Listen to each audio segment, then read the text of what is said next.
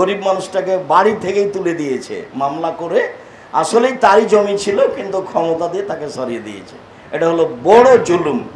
ছোট জুলুম যেটা জানা আছে, 100 মরিচ কিনবেন, তো মরিচওয়ালাকে বলছেন 100 মরিচ দিন, দেখিয়ে তোমার মরিচটা কেমন, একটা হাতে করে আছেন, এই মরিচটা কোথায় রাখবেন?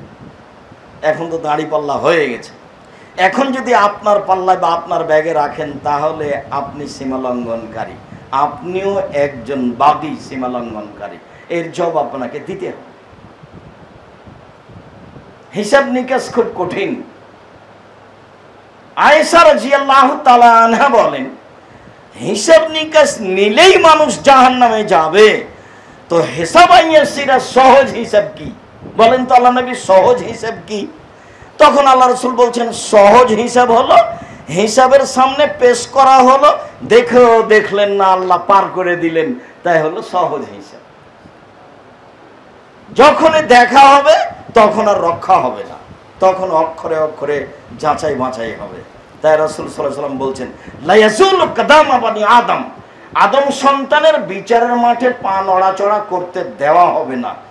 ছেলে মেয়ে যত পুরুষ নারী বিচারের মাঠে উঠবে, কারো নড়াচড়া করার সুযোগ দেওয়া হবে না। 5টা জিনিস জিজ্ঞাসা করার আগে, তার একটা হলো আন উমরিহি, তার বয়স তাকে বুঝিয়ে দিতে হবে। অন শাবাবিহি, যৌবন জীবন তাকে বুঝিয়ে দিতে হবে। অন মালিহি, পয়সা তাকে বুঝিয়ে দিতে হবে। পয়সা বুঝিয়ে দেওয়ার সময় 2টা কথা বললেন, আইনা ইকতাসাবাহু অফিমা আনফাকাহু, কিভাবে উপার্জন হয়েছে, কিভাবে ব্যয় হয়েছে, দুটাই বুঝাতে হবে। কিভাবে উপার্জন হয়েছে, কিভাবে ব্যয় হয়েছে, দুটাই বুঝাতে হবে। তাই হিসাব নিকাশ খুব কঠিন। স্বচ্ছ পরহেজগার কে, পাপ নেই যার, পাপ নেই কার, হলেই তোবা করেছে। 2, সীমালঙ্ঘন নেই যার, সীমালঙ্ঘন এইভাবে হয়, ক্ষমতা দেখিয়ে দাপট দেখিয়ে দুনিয়াতে বেঁচে থাকার প্রয়োজন নাই।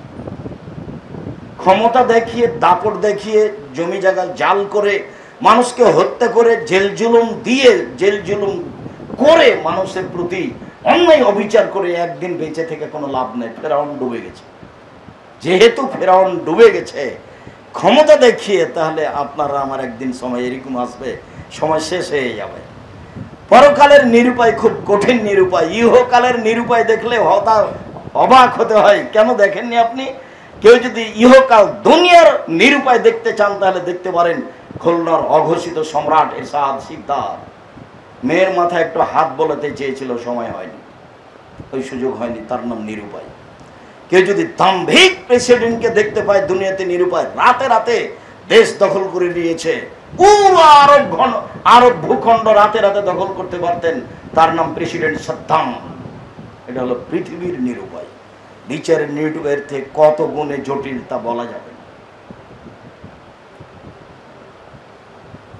আপনার পক্ষে তেমন কিছু নেই, তবে আপনার পক্ষে থাকবে ডান হাতে যদি তাসবিহ গণনা করেন তাহলে এই আঙ্গুল আপনার পক্ষে কথা বলবে। বৈধ পয়সায় যদি হজ করেন তাহলে কালো পাথর আপনার পক্ষে কথা বলবে।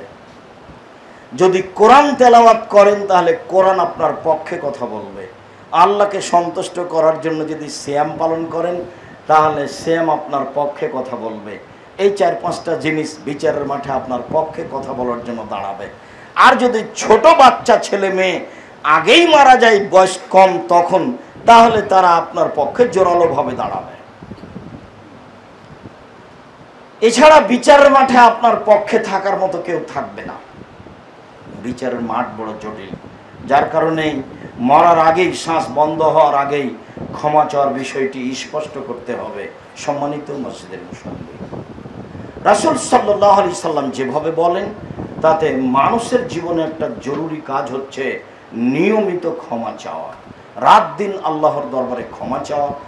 রাসূল সাল্লাল্লাহু আলাইহি ওয়াসাল্লাম বলেন, লাল্লাহু আশাদ্দু ফারহান মিন তাওবাতিন মিন আহাদিকুম, আল্লাহ তাআলা তওবা করলে বেশি খুশি হয় ওই লোকের চেয়ে। আল্লাহ তাআলার দরবারে তওবা করলে তার উপরে আল্লাহ বেশি খুশি হন সেই লোকের চেয়ে। কোন লোক? কানা ফি আরজিন ফালাতিন ফালাতাত মিনহু, একটা লোক একটা বড় মাঠে ফাঁকা জায়গায় ছিল, সে তার বাহনকে সাথে নিয়েছিল। বড় ফাঁকা মাঠ, এইটা বহির্বিশ্বে সৌদি আরব বা ওমান বা এরকম দেশে না গেলে ফাঁকা মাঠ বুঝতে পারবেন না। আমরা মাসকাট ওমান থেকে সালালা গেলাম 1200 কিলোমিটার পথ, তার 600 কিলোমিটারে কোনো বাড়ি ঘর নেই,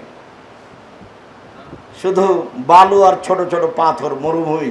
200-300 কিলো পরে একটা করে তেলের পাম্প আছে মাত্র। মধ্যে গাড়ির কিছু হয়ে গেলে সেখান থেকে ফিরে আসা মানুষের জন্য খুব কঠিন। তো রাসূল সাল্লাল্লাহু আলাইহি সাল্লাম বলছেন, একটা লোক একটা বড় ফাঁকা মাঠে ছিল।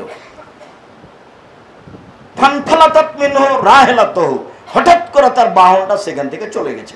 ওয়া আলাইহা তামুহু শারাবুহু, সেই বাহনেই ছিল তার খাদ্য, তার পানি। যেহেতু বাহন চলে গেছে, কাজে এখন আর খাদ্য পানি নেই, এখন বাঁচার পথ কি? সে সিদ্ধান্ত নিল ফাকাদ আইসা মিনহা, বাহন থেকে নিরাশা। ফাতা শাজারাতা ফাজতাজা ফি জিল্লিহা, সে একটা গাছের ছায়া আসলো, সে সিদ্ধান্ত নিল এখন গাছের ছায়ার নিচে শুয়ে সে মারা যাবে। এটাই তার সিদ্ধান্ত। কেন? কাদা আইসা মিন রাহিলাতিহি, সে তার বাহন থেকে নিরাশা হয়ে গেছে, বাহন পাবেও না, আর গ্রামের বাড়ি যেতেও পারবে না, আর বাঁচার কোনো পথও নেই, খাওয়ার কোনো ব্যবস্থা নেই। কাজেই এই গাছের নিচে থেকে মারা যাবে মর্মে গাছের নিচে শুয়ে গেল। হঠাৎ করে দেখছে বাহনটা তার পাশে দাঁড়িয়ে আছে। ফা খাজা খেতামা, তখন তার বাহনটার লাগামটা ধরে নিয়েছে। লাগামটা ধরে নিয়ে বলছে, আল্লাহুম্মা ফাত্তা ফি সিদ্দাতিল ফারে, আল্লাহুম্মা, হে আল্লাহ, আনতা আব্দি ওয়া আনা রাব্বুক, তুমি হচ্ছ আমার দাস আর আমি হচ্ছি তোমার প্রতিপালক। ফাত্তা মিন সিদ্দাতিল ফারে, খুশি হয়ে বাক্য উল্টে দিয়েছে। যেহেতু মরার সিদ্ধান্ত নিয়ে শুয়েছে, এখন হঠাৎ করে বাহন পাওয়া গেছে, তো এমন খুশি হয়েছে যে খুশিতে বাক্য উল্টে দিয়েছে। এ কথা মুহাম্মদ সাল্লাল্লাহু আলাইহি সাল্লাম বলেন, হাদিস বুখারী মুসলিম। কি আপনার কাছে বিবেচনা? আল্লাহ তাআলা মানুষ তওবা করলে এই লোক যত খুশি হয়েছে তার চেয়ে বেশি খুশি হন। কই মানুষ কি বলতে পারে?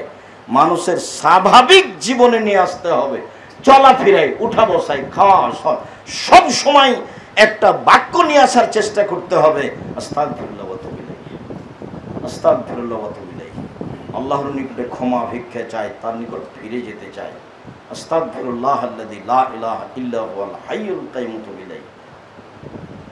রব্বিগফিরলি ওয়া তুব আলাইয়া ইন্নাকা আনতাত তাওয়াবুল গফুর। আল্লাহুম্মা আনতা রাব্বি লা ইলাহা ইল্লা আনতা খালাকতানি ওয়া আনা আবদুকা ওয়া আলা আহদিকা ওয়া ওয়াদিকা মাসতাতাতু আউযু বিকা মিন শাররি মা সানাতু আবু লাকা বিনি'মাতিকা আলাইয়া ওয়া বিযামবি ফাগফিরলি ফাইন্নাহু লা ইয়াগফিরুয যুনুবা ইল্লা আনতা।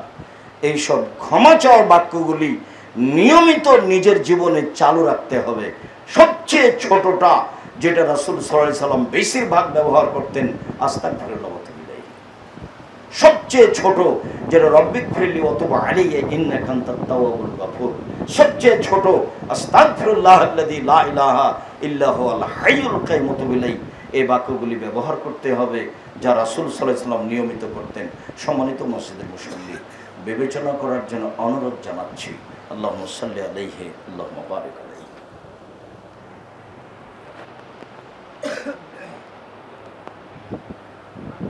আলহামদুলিল্লাহ ওয়াহদা ওয়াসসালাতু ওয়াসসালামু আলা মান লা নাবিয়্যা বা'দা। ইস্তিগফার, আল্লাহর নিকটে ক্ষমা প্রার্থনা। আল্লাহর নিকটে ক্ষমা প্রার্থনা করে যে সেই সবচেয়ে ভালো মানুষ, যা একাধিক হাদিসে প্রমাণিত হয়। তাই রাসূল সাল্লাল্লাহু আলাইহি সাল্লাম বলেছেন, খায়রুল খাত্তাইনাত তাওয়াবুন, আদম সন্তানের সবচেয়ে ভালো মানুষ সেই যে পাপ হয়ে গেলে তওবা করে। পাপ হয়ে গেলে তওবা করে যে তার পাপ থাকে না, এ কথাই ঠিক যা রাসূল সাল্লাল্লাহু আলাইহি ওয়াসাল্লাম বলেছেন। সম্মানিত মসজিদের মুসল্লি, আজ থেকে নিয়ে হাজার হাজার বছর আগে একটি লোক ছিল, আবু সাঈদ খুদরি রাদিয়াল্লাহু তাআলা আনহু বলেন, রাসূল সাল্লাল্লাহু আলাইহি ওয়াসাল্লাম বলেছেন, সেই লোকটি কাতালা 99 ইনসানান, 99টা লোককে হত্যা করেছিল। 99 জন লোককে হত্যা করেছিল, তাহলে সে কত বড় পাপী। ফাখারাজা ফাইস আলো, সে মানুষকে জিজ্ঞাসা করার জন্য বের হয়েছে, সে তওবা করে বাঁচার পথ খুঁজছে, কিভাবে বাঁচা যায়। ফাতা রাহেবান, একজন দরবেশের কাছে আসলো, আলেম নয়, রাহেব মানে যে তাসবিহ তাহলিল করে, জিকির আজকার করে, সে আল্লাহকে চিনে না। সে একজন দরবেশের কাছে এসে বলছে, আল্লাহু তাওবা, একটা মানুষ 99 জন মানুষকে হত্যা করার পরে তার তওবা আছে কি? আল্লাহ কি তাকে ক্ষমা করবেন? ফাকালা লা, লোকটা উত্তরে বলল না। তার মানে সে তো দরবেশ, সে তো আল্লাহকে চিনে না, ও তো শুধুমাত্র তাসবিহ তাহলিল জিকির আজকার করে। এলম খুব জরুরি জিনিস, সাথে সাথে সঠিক এলম, প্রকৃত এলম আরো জরুরি। যার কারণে ফরিদপুর জেলার লোকের জন্য, বরং বৃহত্তর ফরিদপুরের জন্য, ফরিদপুর অন্তর্গত যত জেলা আছে সব জেলার লোকের জন্য একটা সঠিক আকীদার প্রতিষ্ঠান ফরিদপুরে গড়া উচিত, এবং সেটা এটাই হওয়া উচিত। কেননা এটা ফরিদপুর মেন শহরের সাথে। এটাকে আপনি মূল্যায়ন করার যথাযথ চেষ্টা করেন। আল্লাহকেই চিনলাম না, ভুল পথে পীর সাহেবকে দিয়ে আল্লাহকে চিনে লাভ আছে? বুজুর্গানে দিন দিয়ে ধর্ম চলে, জি না, পীর সাহেব দিয়ে ধর্ম চলে। ধর্ম একজন মানুষের কথা দিয়ে চলে, যার নাম মুহাম্মদ সাল্লাল্লাহু আলাইহি ওয়াসাল্লাম। পৃথিবীর আর কোনো মানুষ দিয়ে ধর্ম চলে না। সত্য কথা বলাও জটিল, সত্য কথা মানাও কঠিন। সত্য কথা চলন্ত ধর্মের সাথে মিল রাখে না। চলন্ত ধর্ম একরকম, সত্য কথা আরেক রকম। আবার সত্য কথা আরবি ভাষায় লেখা আছে, আরবি ভাষায় আবার মিথ্যা কথাও লেখা আছে। সবটাকে দেখে, তলিয়ে দেখে সঠিকটা বলাও কঠিন। প্রায় এই যে একটা বই আছে, তাফসির কি মিথ্যা হতে পারে? জানি না বই পড়েন কিনা। আমি আব্দুর রাজ্জাক বিন ইউসুফ যখন তখন বলেছি, জাতির যদি রাস্তাঘাট করে দিতে না পারি, জাতির যদি স্কুল কলেজ করে দিতে না পারি, জাতিকে চূড়ান্ত সঠিক ধর্ম দিতে পারবো ইনশাআল্লাহ। ধর্মের ব্যাপারে জাতিকে ফাঁকি দিয়ে পরকাল হারাতে রাজি নই। সেই সুবাদেই জাতির সামনে দীর্ঘদিন থেকে, প্রায় 90 সাল থেকে খিদমত করে আসছি সঠিক ধর্মে, তা মুখে কলমে মিডিয়াই, এবং সেটাকে পেশ করে আসছি। আমার মনে বড় সাধ, এদেশের মাটিতে আমি উন্নত মানের প্রতিষ্ঠান গড়বই ইনশাআল্লাহ। সেটাই জামিয়া সালাফিয়া। জামিয়া সালাফিয়ার মাধ্যমে এদেশের ছেলে মেয়ে বাংলা, ইংরেজি, আরবি উন্নত মানের শিক্ষা অর্জন করে জাতির অন্যায়ের বিরুদ্ধে লড়বে, মুখে কলমে মিডিয়াই। শিরক বেদাতের বিরুদ্ধে লড়বে, বানোয়াট মিথ্যা ধর্মের বিরুদ্ধে লড়বে, মুখে কলমে মিডিয়াই। মুখে বলছি, ছেলেরা বলবে, মিডিয়ার সামনে আছে, ধরা আছে, কলম আমাদের হাতে রেডি আছে, কলমও চলছে। কলমের 1 নম্বর মাধ্যম মাসিক আল ইতিসাম পত্রিকা। প্রতি মাসে আপনি নিবেন।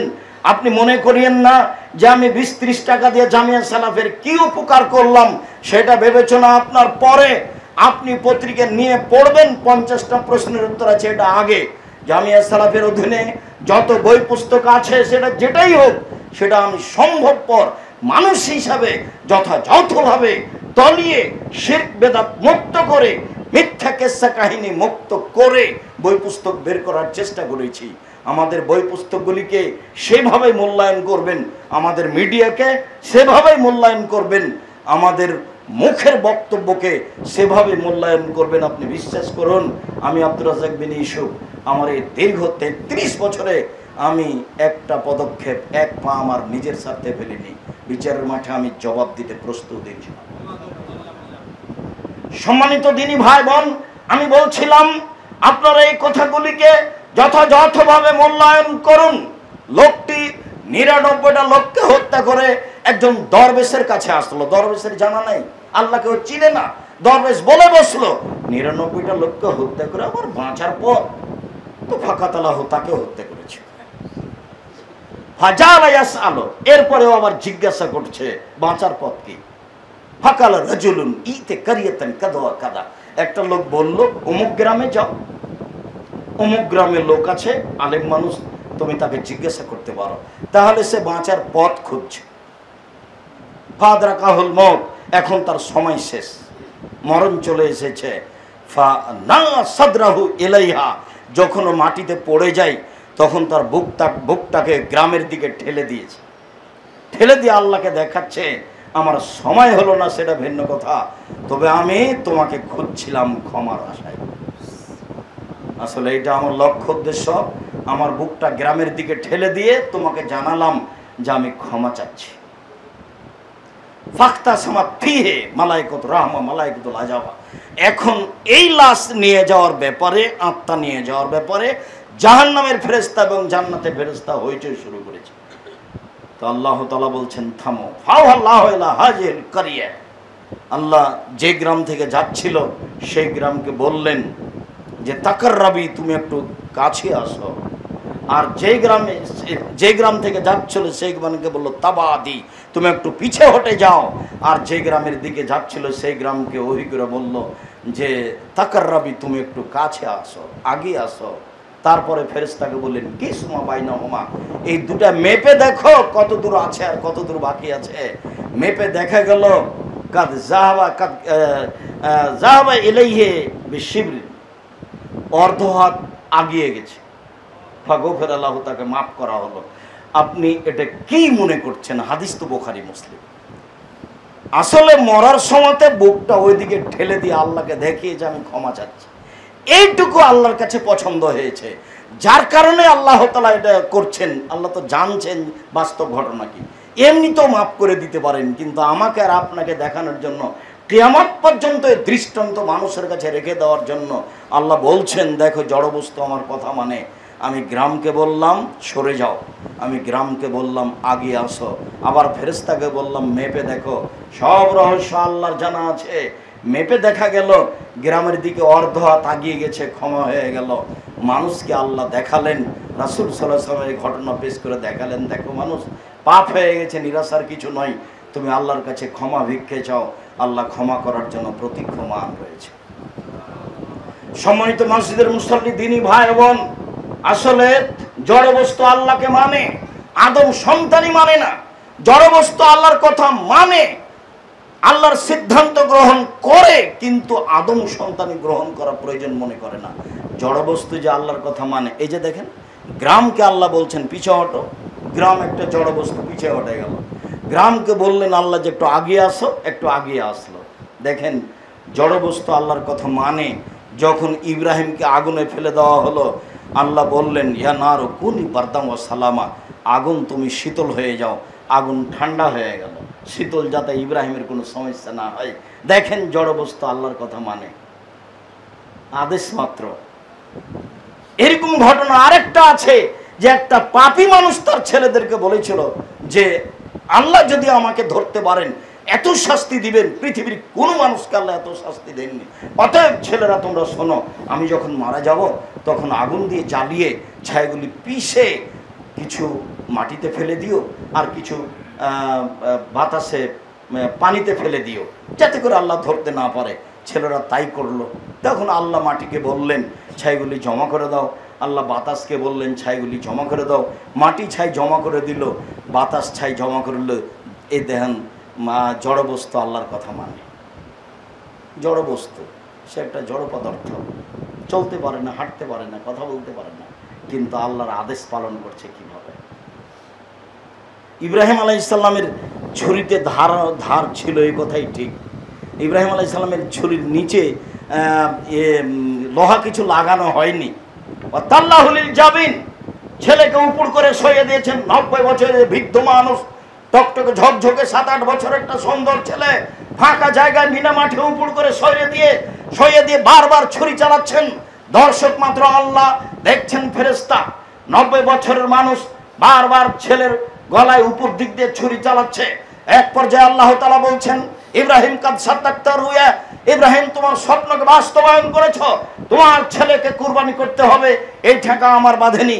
আসলে দেখছিলাম তুমি আমার আদেশকে ফলো করতে পারো কিনা, পালন করতে পারো কিনা। ইব্রাহিম তুমি আমার আদেশ পালন করেছো, তুমি পরীক্ষায় পাস করে গেছো। অফাদাই না হবে জিভে নাজিম, বড় কুরবানি দিয়ে আমি তার সন্তানকে বাঁচিয়ে নিলাম। এ কথা আল্লাহ বলছে।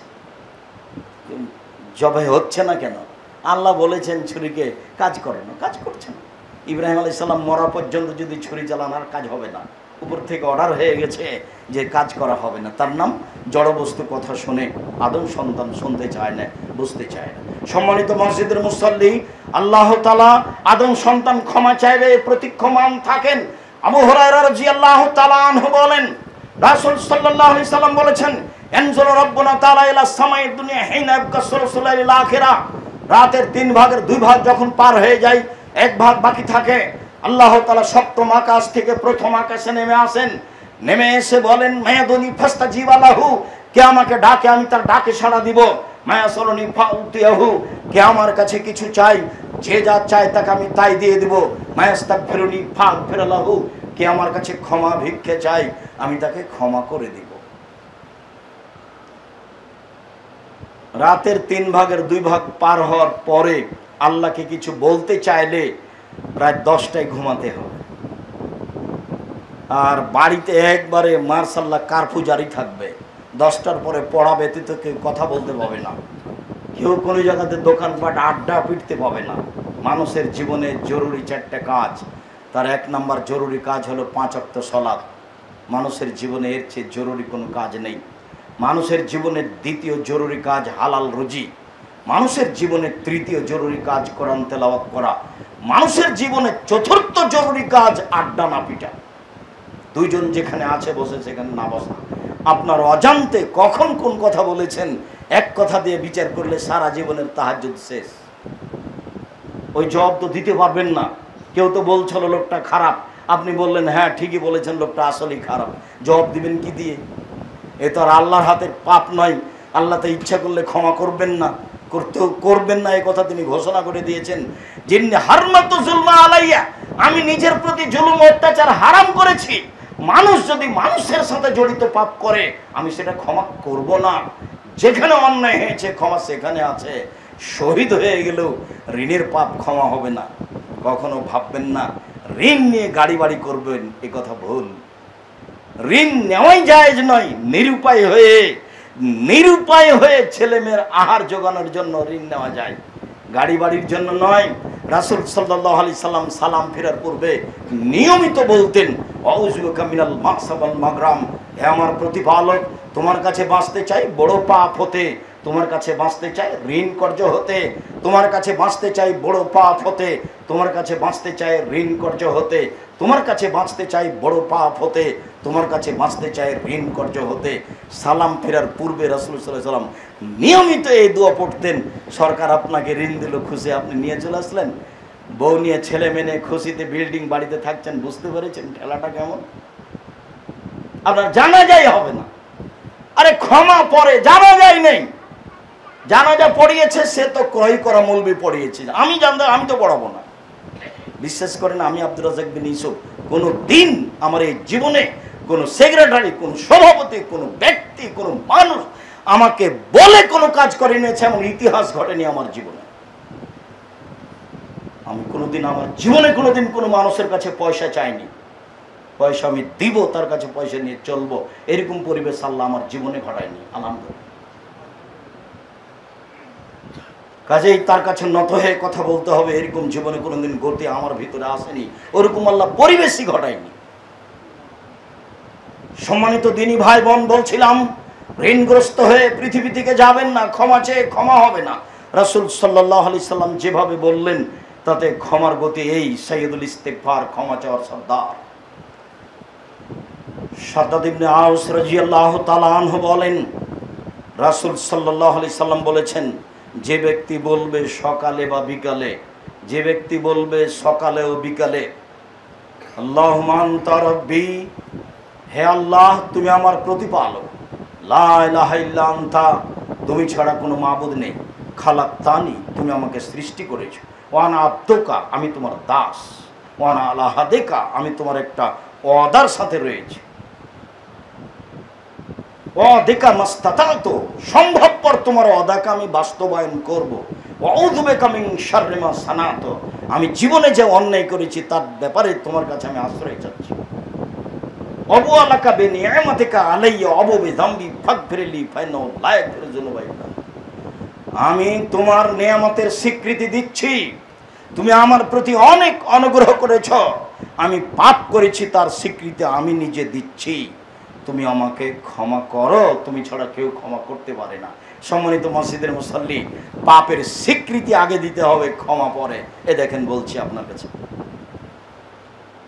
মুসা আলাইহিস সালাম এক থাপ্পড় দিয়ে মানুষকে মারলেন, সারা জীবন বললেন রব্বি ইন্নী যালামতু নাফসি, হে আমার প্রতিপালক আমি অন্যায় করেছি।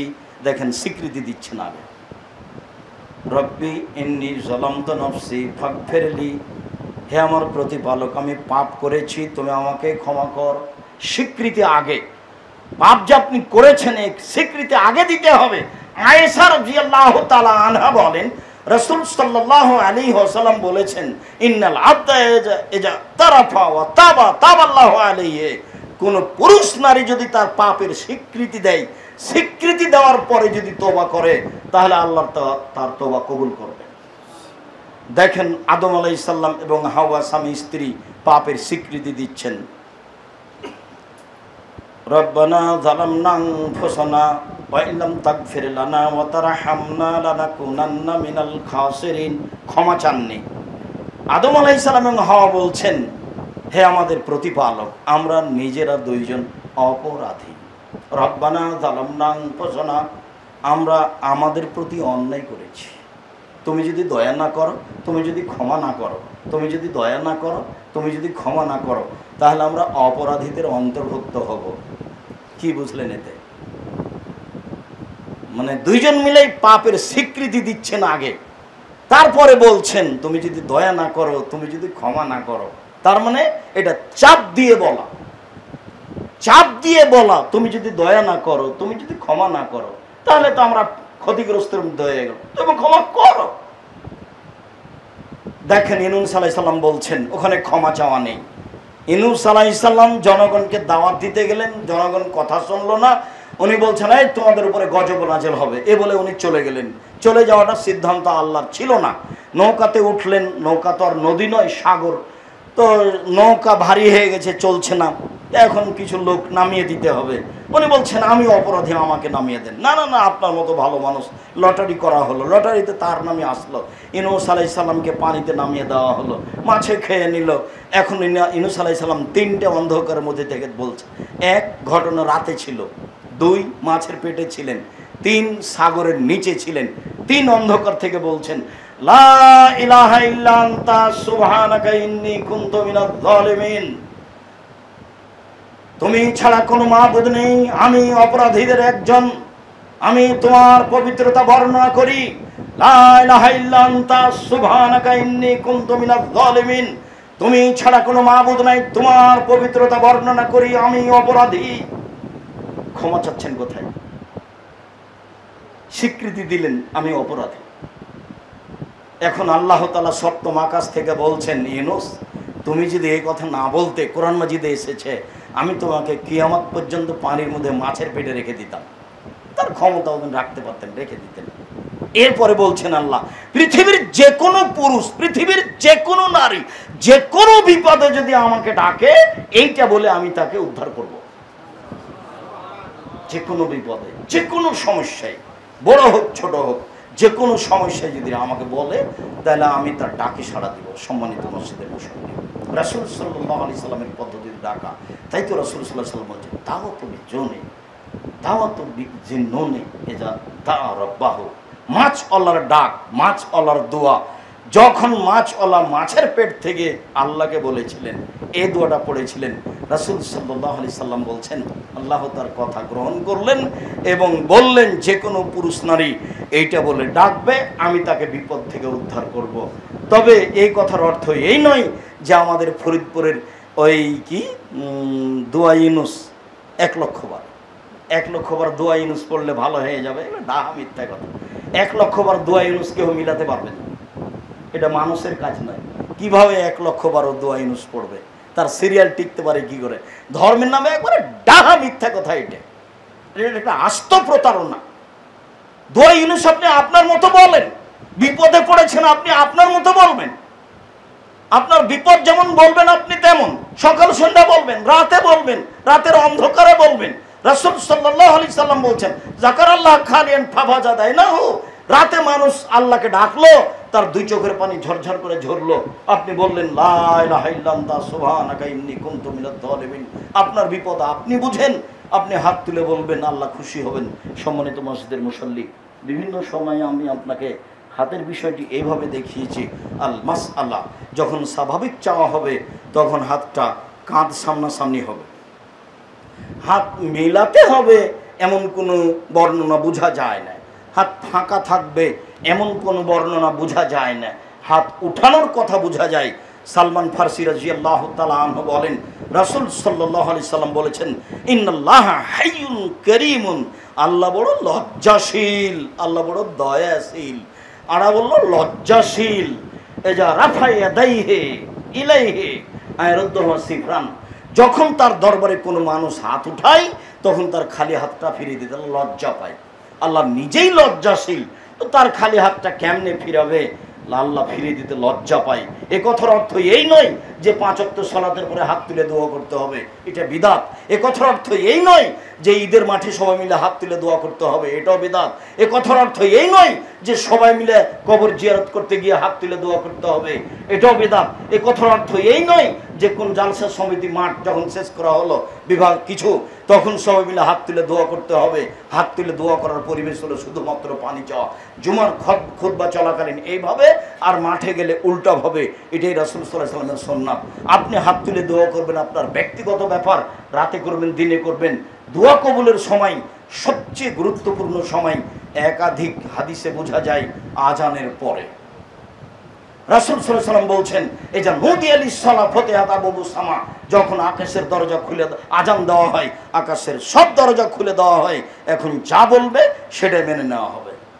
রাসূল সাল্লাল্লাহু আলাইহি সাল্লাম বলেন, যখন রাতের 3 ভাগের 2 ভাগ পার হয়ে যায়, তখন আল্লাহ তাআলা সপ্তম আকাশ থেকে প্রথম আকাশে নেমে আসেন, যা বলা হয় সেটাই মেনে নেন।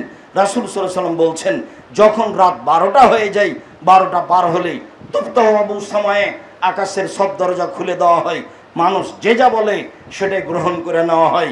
রাসূল সাল্লাল্লাহু আলাইহি সাল্লাম বলেন, ঠিক যখন দুপুর পার হয়েছে মাত্র, সূর্য ঢলেছে, আজান দিতে হবে, এরকম সময়ে সব দরজা খুলে দেওয়া হয়।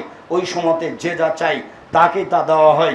রাসূল সাল্লাল্লাহু আলাইহি সাল্লাম বলেন, রাতে একটা সময় রয়েছে, সেই সময়টা অল্প সময়ে, এই সময়ে যা চাই, পৃথিবীর যে কোনো কল্যাণ, পরকালের যে কোনো কল্যাণ, সেটা আল্লাহ দিবেনি।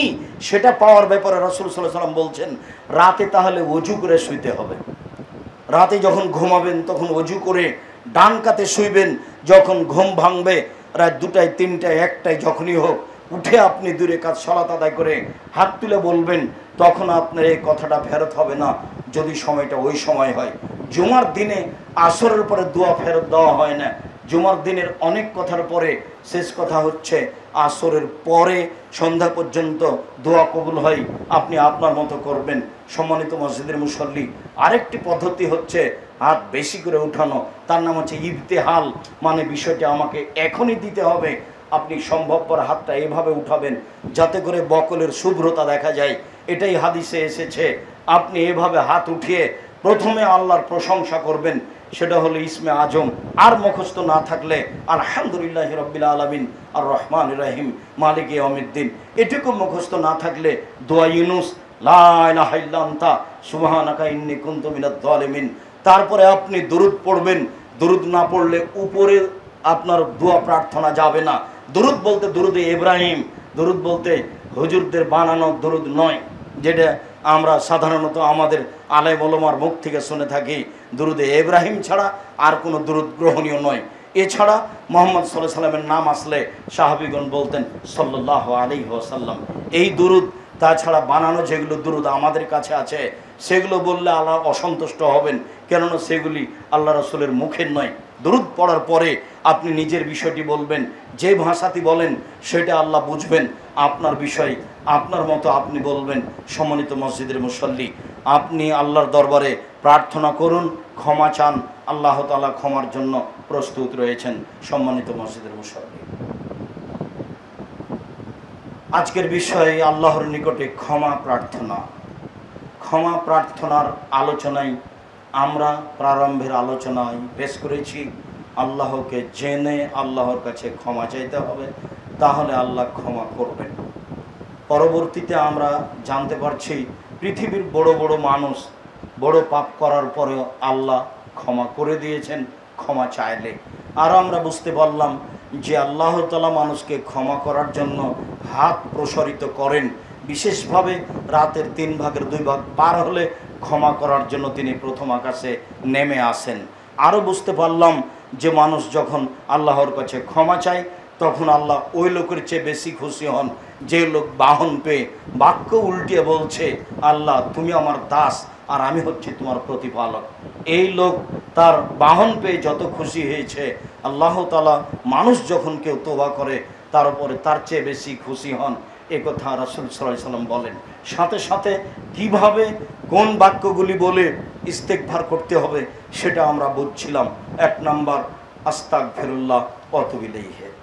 2 নম্বর বেলাল ইবনে ইয়াসার রাদিয়াল্লাহু তাআলা আনহু বলেন, রাসূল সাল্লাল্লাহু আলাইহি ওয়াসাল্লাম কোন বৈঠকে 70 বার 100 বারের বেশি বলে ফেলতেন, রব্বিগফিরলি ওয়া তুব আলাইয়া ইন্নাকা আনতাত তাওয়াবুল গফুর। হে আমার প্রতিপালক, তুমি আমাকে ক্ষমা করো, তুমি তওবা কবুলকারী, তুমি হচ্ছে ক্ষমাকারী। এখানে 2টা গুণ আছে, প্রত্যেক ওই দোয়াটা বলার চেষ্টা করবেন যেটাতে আল্লাহর বেশি গুণ আছে। এখানে আছে তাওয়াব, এখানে আছে গফুর। গফুর মানে বেশি ক্ষমাশীল, তাওয়াব মানে বেশি বেশি তওবা কবুলকারী।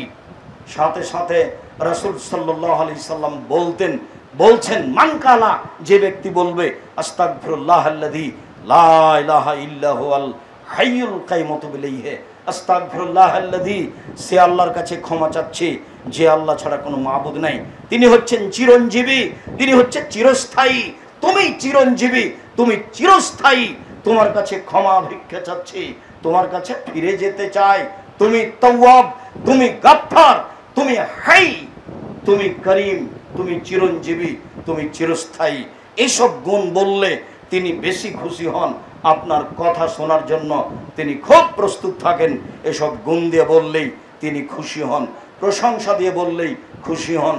শাহিদুল ইস্তিগফার, আল্লাহুম্মা আনতা রাব্বি লা ইলাহা ইল্লা আনতা খালাকতানি ওয়া আনা আবদুকা ওয়া আনা আলা হাদিকা ওয়া আদিকা মাসতাতাতু আউযু বিকা মিন শাররি মা সানাতু আবু লাকা বিনি'মাতিকা আলাইয়া ওয়া আবু বিযামবি ফাগফিরলি ফাইন্নাহু লা ইয়াগফিরু যুনুবা ইল্লা আনতা।